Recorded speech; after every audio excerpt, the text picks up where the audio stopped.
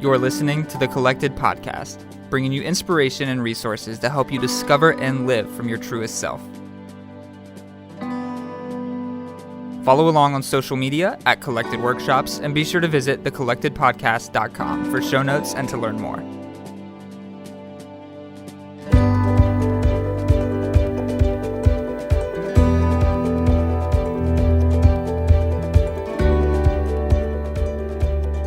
Welcome to episode 11 of the Collected Podcast with Jess Biondo, Tia McNelly, Michaela Hooper. On this week's episode, we have Katie Dixon, who is a phenomenal woman who inspires many through her fitness studios. She has 2 in the Charlotte area, and she'll share more about those in the interview. But we had a really fun time talking to her today. We sure did. I love the way that Katie is so willing to kind of process live. Whatever it is that she's thinking about and learning, she's sharing on her Instagram story. She's talking to us about in classes. The 3 of us, some of us more regularly than others, will attend classes at Block and at Katie Fit. It just kind of depends on where we are in the Charlotte area at the time. But what I love is that even if you're not in the Charlotte area, you can still tap into the content that Katie has to offer, which is so much of what she does have to offer, because you can go work out anywhere, but you can't get what she's having downloaded to her through the Holy Spirit and through her constant research and learning process anywhere but from her. She's got a voice. Yeah. And we love listening to it. So, here's Katie.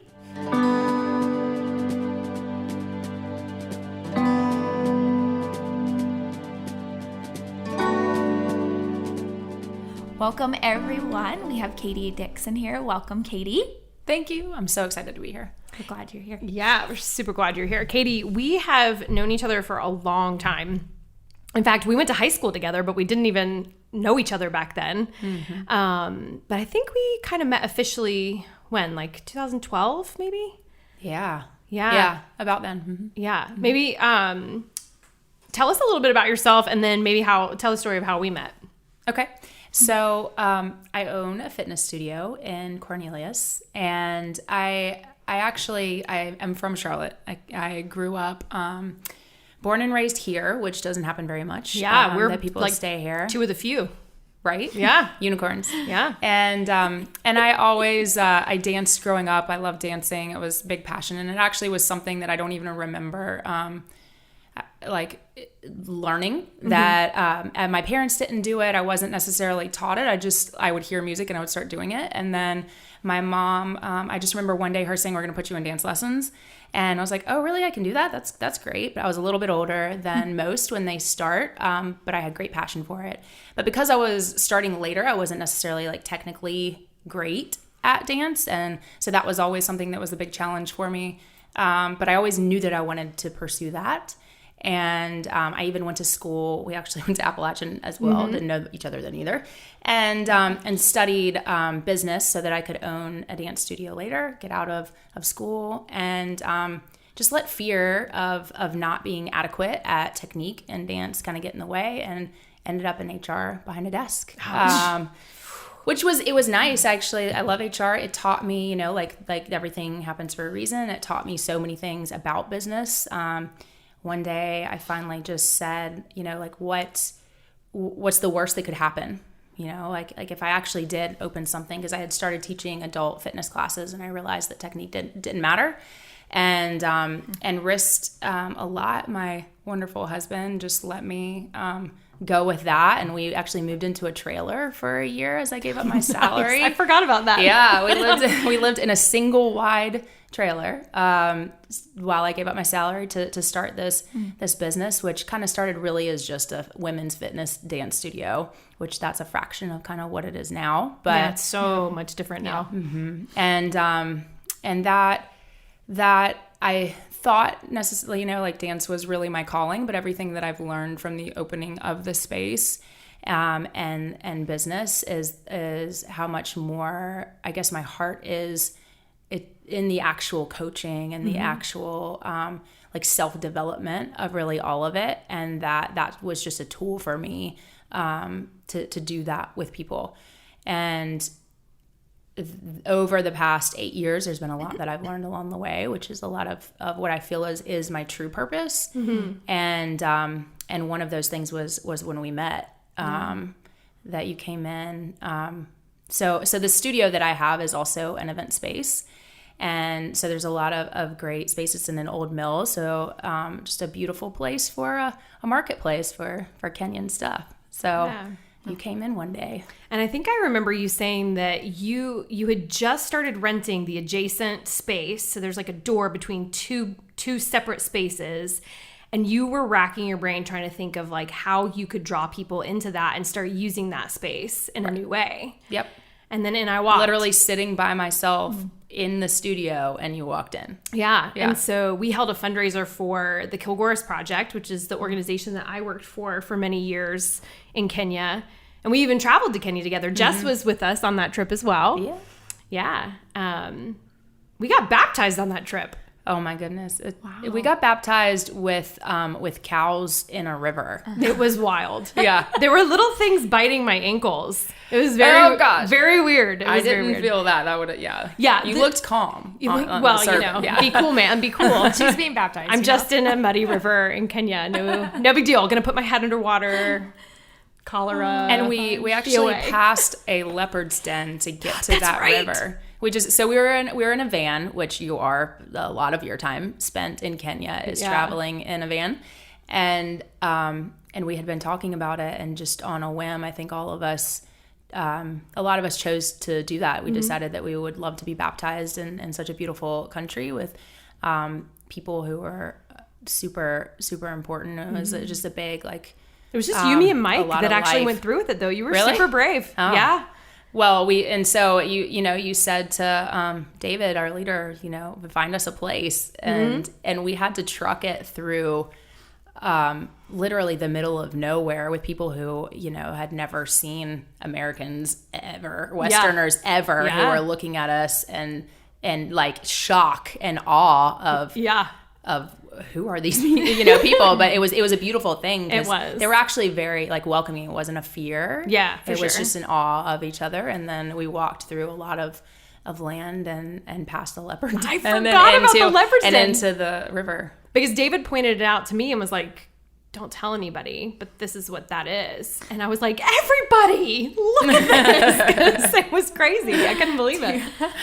Anyway, so we went to church together. I think that's how I knew who you were. But we didn't really have a relationship. And the relationship formed around that work in Kenya, which you were mentioning, you discovered was part of your purpose. Talk to us a little bit about your purpose and your passion.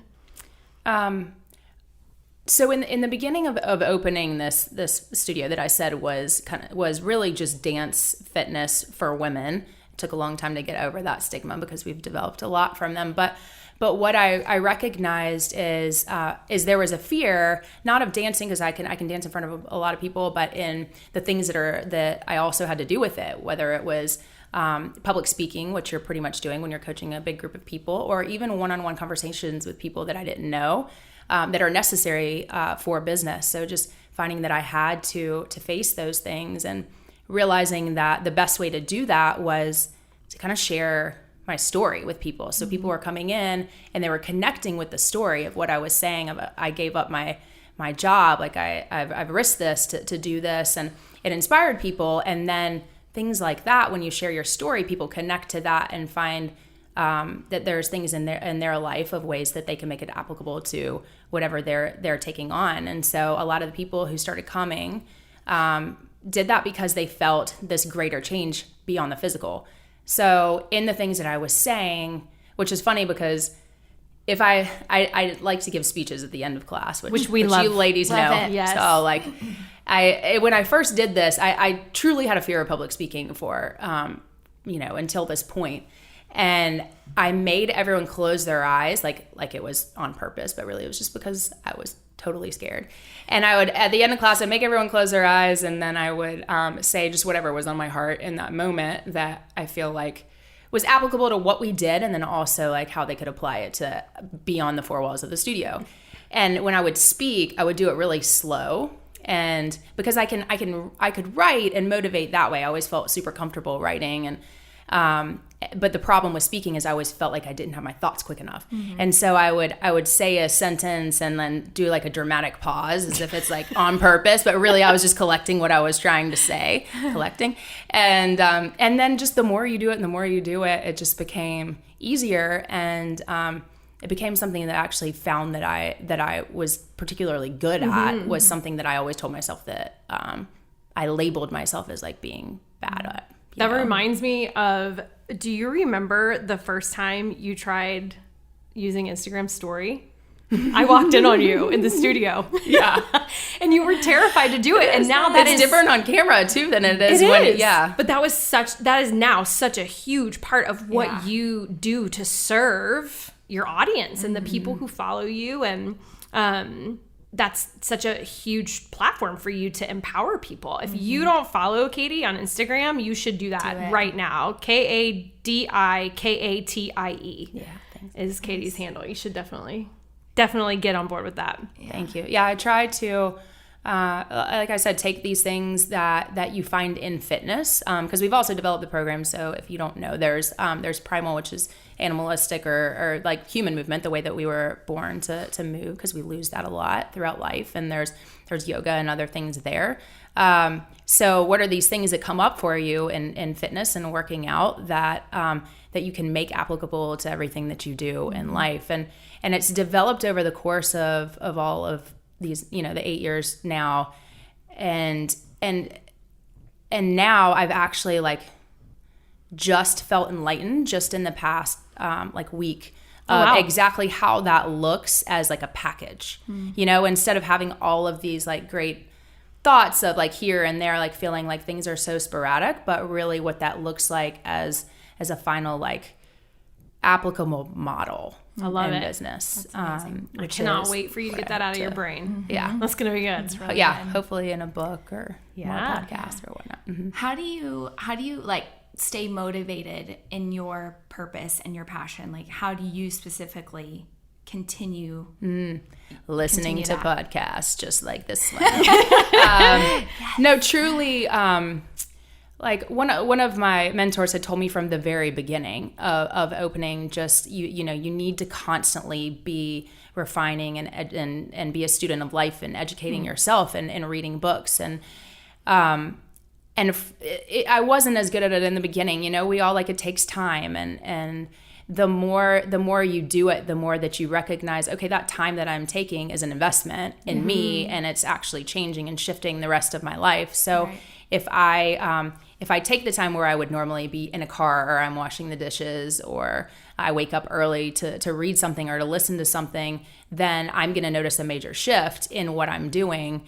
And my life is going to change. And then how am I applying those things to me? And a lot of it also is like, there's things that I don't excel in, like finance, accounting, that's not my strong suit. So how can I listen to podcasts about those things that are going to help me and strengthen me as a business, or maybe like if it's a person, it's as an individual. What are your like top 3 favorite podcasts right now? Donald Miller. Yay. Yeah. We love StoryBrand podcasts. I could listen to StoryBrand every day.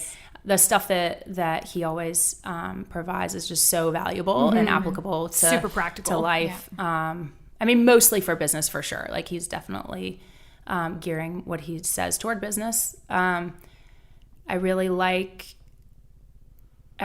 Rachel Hollis right now, and just like everybody else, and Tia, like both of those people are people that Tia told me about, and she's like, Rachel Hollis, and like she says all the things that you say in class, and then I started listening. I was like, oh yeah, and then there's more to learn from it. Like I think it's very admirable how she, like, you can actually see where when you get that big, there's going to be people who have bad comments during your live sessions and how you handle that, and you can see just how much strength and dignity that she has in it, because if you believe so wholeheartedly in what you're doing and your message, then you have that confidence to say, like, there can be haters, and that's more about them than it is about me. Totally. So you're not going to really be everyone's cup of tea. Like, you're just not. And that's okay. I think that's something that I've really been kind of coming to terms with, is the fact that, like, yes, God gives each of us a message and an audience, and we don't have to reach everyone with our message. Right. That's why he's given all of us a voice, is because there are certain people that are going to be drawn to what you're saying in the way that only you can say it. Mm-hmm. And so keep talking, Katie, because people are coming and they're listening, and what you're saying is empowering and inspiring, and it's so helpful. And not just to women, to be clear. Like, you said your studio started as, fitness for women, but I'd say most classes are getting to be like half and half, the primal classes that I go to. Mm-hmm. Yeah. And it's just a phenomenal time. Yeah. So my husband, Mike, has built that primal program over the course of several years. And he, like, you can tell that he's also super passionate about it, where, I mean, the years leading up to that, I'm like, I love fitness. Fitness is great. And he was one of those, like, all or nothing. He would get into something, and then he didn't have that motivation of, how do I create something that is going to be sustainable, that I'm going to be motivated by every single day, and leading people, and he constantly educates himself, listening to all different philosophies and how our body was built and how it works. And he loves all of the functional movement, functional patterns, and taking all of that, piecing it together, and creating his own kind of work of art, which is the primal philosophy that we have in class. Yeah. I love watching Mike and Katie in the classes when they're doing them together, because you can tell that they're able to laugh with and at each other, and it's fun to watch you guys in that element, and you can really see, like, the pieces that you bring, the strength that you bring and that he brings, and when you're doing that together, the partnership is so evident, and there's so much strength in it and vulnerability in it. And so I'm so appreciative of you guys, the sacrifice that you've made to be able to even do that is amazing, and probably far beyond what any of us can see. Or what you realize we see. Or what you realize, yeah. Yeah, for sure. You guys have such a sweet marriage, and that's evident in the way that you teach. Your body is the God-given vessel for your soul, mind, heart, and spirit while you're here on this earth. Our bodies must be cared for in order for us to be our best selves. How we're doing physically affects how we show up for those we love. Remember, at Collected, we know that self-care is not selfish. But knowing how to care for our physical bodies in the right way can be challenging. Having the tools, knowledge, and time is crucial. Katie Dixon, owner of Katie Fit in Block, Charlotte, is your daily resource for education and inspiration that will help you care for your body. Follow her on Instagram at KatieKatie. That's at KADIKATIE. As a gift to the Collected podcast listeners, Katie's offering a 1-month trial at either of her studios. Follow at Katie Fit in Lake Norman. That's at KADIFIT, or at block.clt in Charlotte. That's at BLOC.CLT. DM her for details on this special offer.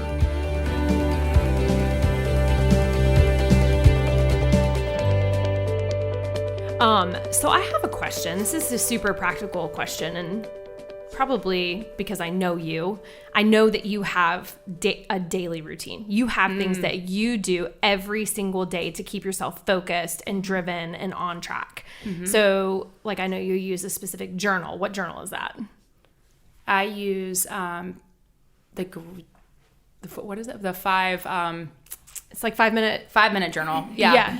I use that. The 5-minute journal. I know that if I don't have time for anything else, you have time to write down, like, 5. These are the 5 things I'm grateful for. These are the 5 things that would make my day better. And then you go back at the end and you say what was good about your day and what you could have changed. Because I'm also a big advocate of, like, acknowledgement of yourself, of if you have, like, we constantly, especially as women, we have all of these checklists of things that we want to do, that we want to check off, and it feels like it gets longer and longer and longer, and it probably does. But if you don't stop and recognize after you have completed something that you did it, then you're not reinforcing the behavior or feeling good about all of those things that you're doing, instead of just like a a mouse in a cage, just constantly going. So that recognition, just like in fitness, I tell people at the end of a workout, recognize what you did, what you accomplished. But then also I'm a coach, like, what could you do better? Right. So the good thing about that journal is it says, how could you have made today better? And sometimes that's like, I could have paused and slowed down, or I could have been more intentional with talking to people I don't know. That's one that I typically say a lot. So I do the 5-minute journal and Jesus Calling in the morning. That's awesome.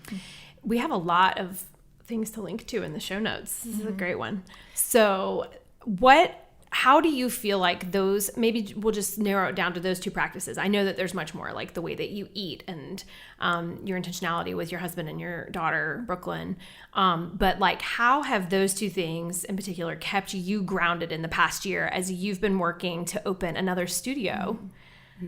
How has that gone? So those things, it makes you slow down, but it sets the trajectory for your day. Because I also feel like if I wake up and then it's all about the to-do list, then I might not be making the choices that move me forward in a certain direction of where I want to go.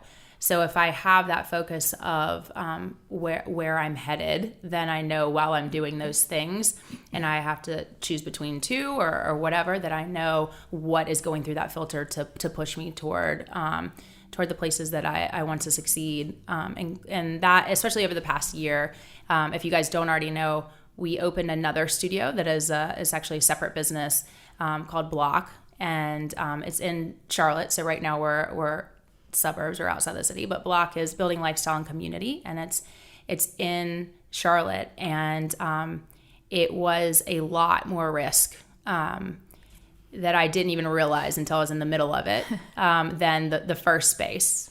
So opening Katie Fit was centered around me, like that's the name is centered around me. And then over time, I wanted it to not be centered around me. I want this to be scalable. Like I would like for it to relate to men. So I really want Mike in here doing a lot of things, but it was very hard to lose that as like the identity of the brand, as much and as hard as we tried for that. So also in the meantime, I was going down into Charlotte and starting to connect to people who are other fitness enthusiasts in the area, and just realizing what collaboration can do. And when you put the spotlight on other people, that it doesn't take away from you, that it actually creates more abundance. Yes. And hang on, say that one more time. Let's just review. When you put the spotlight on other people, even if they're your competitors, then it's not taking away from you. It's creating more abundance. You're able to do more. Some of the whole is greater than its parts, right? Amen. So the basis of the space is that it has all of the tools where if you could start your day and end your day all in one place, that it's the tools that you need for your best self. And like I said, it's in the city. The rent was way higher. The payroll is much higher. All of the equipment and everything that we got, instead of growing from small to big, we just kind of started with everything that we needed. And in the meantime, a ton of stuff just with my family and whatnot is happening in the middle of it. A commute and still having another business. And so the risk was really tough. Back to kind of the point of the question is the journaling at the beginning of the day, or whether it is listening to podcasts, because that's part of a daily routine. It keeps that mindset where all of the things that that you need for strength, for confidence or perseverance, when you're just like, I don't know if this is working. Yeah. Is this going to work? Or I'm tired. All of those things that you've learned while you've been developing in yourself, you're using them, and it may be that you have to dig even deeper than you ever realized before. Sure. It's not easy, but all of those things are helping you in your day, so that like, I can press forward. This is a season. Yeah. And I have to get through this in order for it to be something beautiful and a bigger scale of it. And I think if you're not grounded, then you're not going to have that self-awareness and determination, and knowing, okay, I'm relying on God to be my strength. Yeah. I think it's powerful that you know, when we're faithful, like you've been faithful with Katie Fit for such a long time, and there's abundance that's still flowing from that place, but then your territory has expanded, and your faithfulness from Katie Fit, I feel like there's just overflow into Block, and that's what happens when we're faithful with what's right in front of us, and there's so much evidence in your life of that, and I think that you can't help but see abundance. And I love what you said about inviting other people into it, because that's how we're supposed to do it. We're better together, For sure. And so I just think Block, if you live in Charlotte, go, because it's beautiful, it's bright, there's so much life there. I have yet to work out there, but I'm gonna go at some point. But it's really amazing to see. Thank you.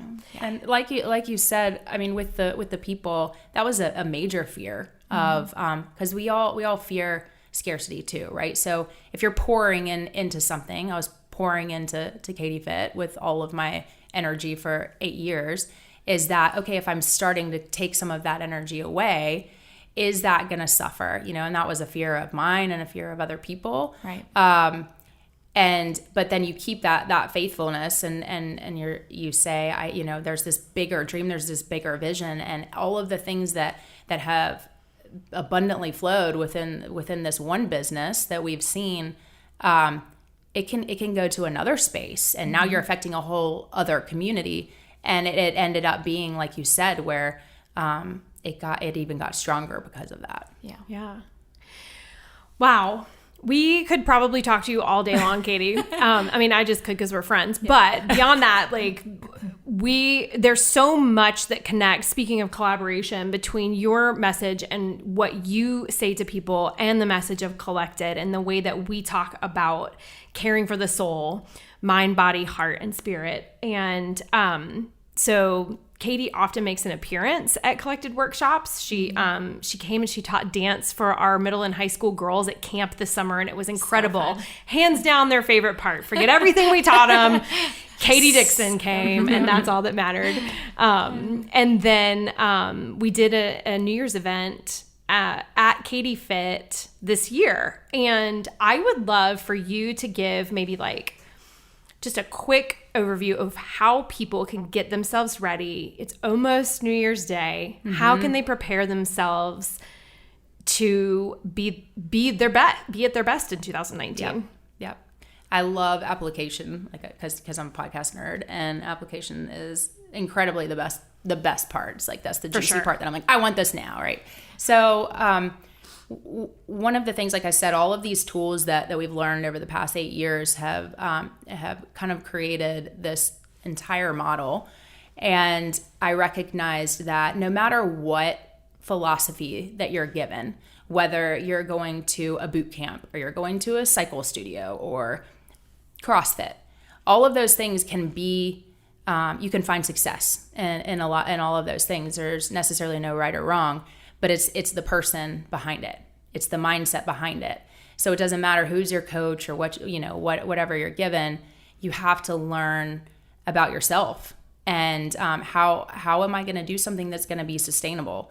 And that can feel, as I say that, it could feel to a lot of people like, oh, maybe then I need to sit at home and do some reflection and strengthen in my mentality before I can start a program, which isn't true, because it goes hand in hand. So while you're working out, you're recognizing all of these things about yourself, about your fears, about your endurance, or even your just commitment to yourself to show up. And so the 3 parts that we've started incorporating into all of our workouts have been intention, acceleration, reflection. So in the intention, we always say the reason that you showed up is stronger than any excuse you had. So the reason that you showed up is so powerful, it got you there. That's your intention. You have to put that in your mind right as you start whatever you're doing with fitness, or maybe this is applicable to nutrition or even a project, right?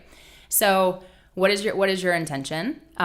Think about that. And then as you're moving through whatever workout you're doing, whatever fitness you're doing, you're pulling from that as your motivation, but you're also finding that you're recognizing the things about yourself that, like, how can I progress from here as I'm doing this mentally?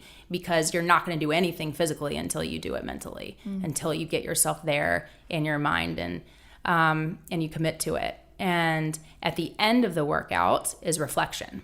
So like I said, you have to take that recognition of what you did and reinforce your behavior. And then also think about, how can I get better the next time I do this? I think that if we start sticking to a program and we are someone who's super committed to it, but we don't feel like we're evolving and we're changing and we get frustrated, then it's having real honest conversations with yourself of, well, I'm getting into a rut because I always tell myself this lie. I always tell myself I'm not someone who can jump that high, or I'm not someone who is an athlete or is coordinated. So it's just really reflecting and finding those things about yourself to sustain any sort of fitness regimen or any regimen in your life. And once all of those mental habits are strengthened, you keep practicing them over and over whenever you're in whatever workout that you are in, and then apply it to your life. That's so the practice good. Field for the playing field of life. Exactly. And I'll tell you, I've had so many significant revelations during workouts because of that process. Yeah. Like, if you read my blog, a lot of those thoughts came to me during my workouts, which is, it's crazy to think that like God is speaking to me in the midst of punching, and which I love. That's exactly what I was just gonna primal say.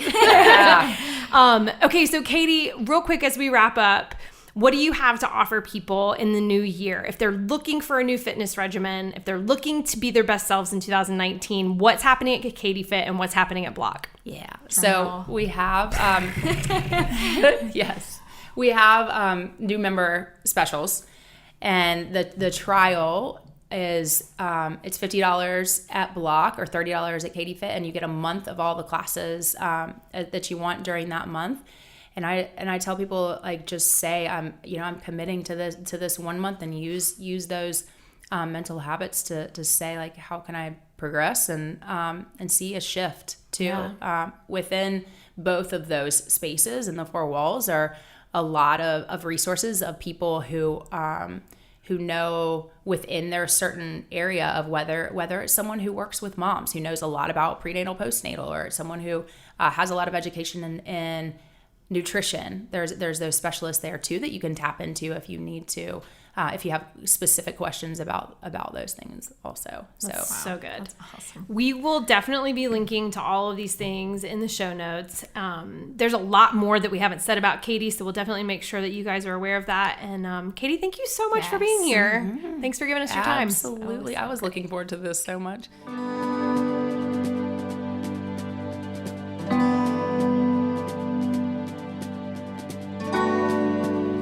That was incredible, and I'm always blown away by Katie and just her holistic approach to life. But nobody's perfect, but Katie is somebody that I'm always encouraged by and challenged by to look at life from every angle, not just the physical, the spiritual, but everything all together. She's a true collected woman. Yeah. What stood out to me the most was when she was talking about how in the pursuit of dance, which she thought was her great passion in life, she discovered something, I don't want to say greater, because if her passion was dance, if that was the ultimate passion, that would be great too. But for her personally, she discovered something beyond what she ever expected, and that it was this voice and platform for inspiring men and women beyond just fitness. Building life on community. She ended up naming her second studio. And the risk she had to take to continue to move forward in deepening that passion, because she could have just stayed with Katie Fit and been comfortable there and have that great community, and it would have been good. Totally. But she wanted to step out and keep pushing herself, and I think that's such a powerful message for all of us. Like, that hit me to continue to seek the Lord for what is next. And even in a season of like sweet blessings when something feels comfortable, to enjoy that and relish that, and also be open to God taking me out of that to continue to grow me and to expand our capacities. Yeah.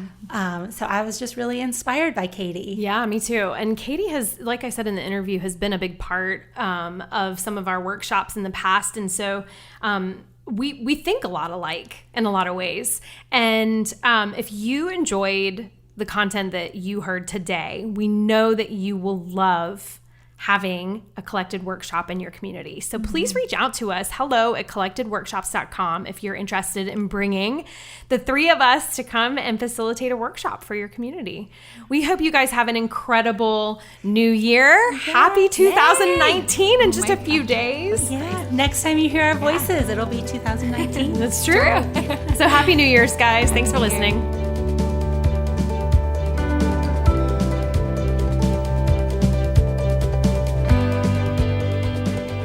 Thank you for listening to the Collected Podcast. Be sure to subscribe, rate, and review. And if you like what you've heard, we'd love it if you would spread the word. You can follow Collected on social media at Collected Workshops. You can also find Tia at Tia McNelly Notes and Jess at Spreza Foundry. Check back for weekly episodes dropping every Thursday.